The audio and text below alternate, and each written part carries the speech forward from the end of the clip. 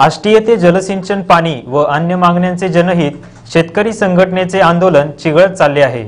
आष्टी उपसा जलसिंचन योजनेच्या पाणी व अन्य विविध मागण्यांसंदर्भात सुरू असलेल्या आष्टी उपसा जलसिंचन 15 ते 40 फूट खोल कालव्यातील महाराष्ट्र राज्य जनहित शेतकरी संघटनेचे आंदोलन दिवसेंदिवस चिघळत चालले असून आज आंदोलनाचा 5वा दिवशी टप्पा क्रमांक 1 मधील उजवा व डाव्या कालव्यातील लाभ क्षेत्रातील आंदोलक शेतकऱ्याकडून जलसंपदा मंत्री गिरीश महाजन यांच्या प्रतिकात्मक पुतळ्याची अंत्ययात्रा काढून त्यांचे दहन करण्यात आले।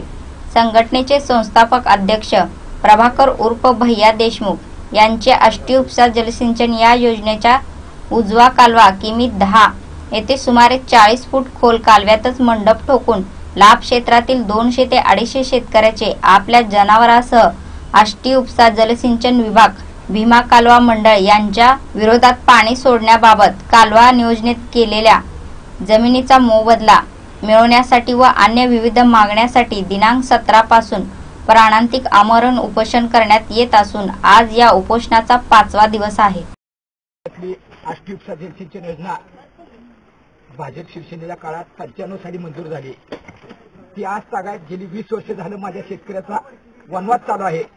अशा परिस्थितीत 1.5 वर्षाखाली पुन्हा भाजप शिवसेनेची सत्ता आली। भाजप शिवसेनेचे राज्याचे कॅबिनेट मंत्री गिरीश महाजन साहेब, राज्याचे जलसंपदा राज्यमंत्री विजय शिवतारे साहेब आणि सोलापूर जिल्ह्याचे पालकमंत्री विजयकुमार देशमुख या त्रिमूर्तींच्या हस्ते या आष्टी उपसा सिंचनच्या लोकार्पण सोहळ्याचं उद्घाटन केलं।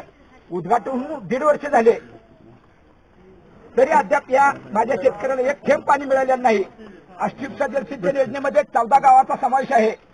या 14 गावच्या लोकांचे अक्षरशः प्रपंच उद्ध्वस्त झालेत। कर्जाचा बोजा बोकांडी आहे। इकडे सरकार कर्जमाफी द्यायला तयार नाही। माझ्या शेतकऱ्याचं मुठीचं चाक फिरलेलं नसताना वीज बिल माफीसाठी तगादा लावलेला आहे। वीज बिल माफीचा पत्ता नाही। अशा परिस्थितीत ह्या भागातला शेतकरी परेशान झालेला आहे आणि गिरीश महाजन साहेब यांनी लोकार्पण सोहळ्याचं उद्घाटन करून जी गेले ती पुन्हा फिरकलेच नाहीत। ह्या शेतकऱ्याला पाणी मिळाले का नाही, शेतकरी मेलाय का जिवंत ही बघायला आलेले नाहीत।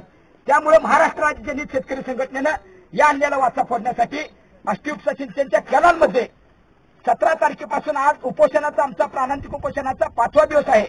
अद्याप या राज्य सरकारनं आणि जिल्ह्याचे बेजबाबदार अधीक्षक आयबींचा राज कांबळे यांनी दखल घेतलेली नाही। इतकी भयानक परिस्थिती आहे। 8 ते 9 शेतकरी वयोवृद्ध शेतकरी दवाखान्यात ऍडमिट झाले। सकाळी एक शेतकरी चक्करून पडला, त्याच्या डोक्याला लागलं।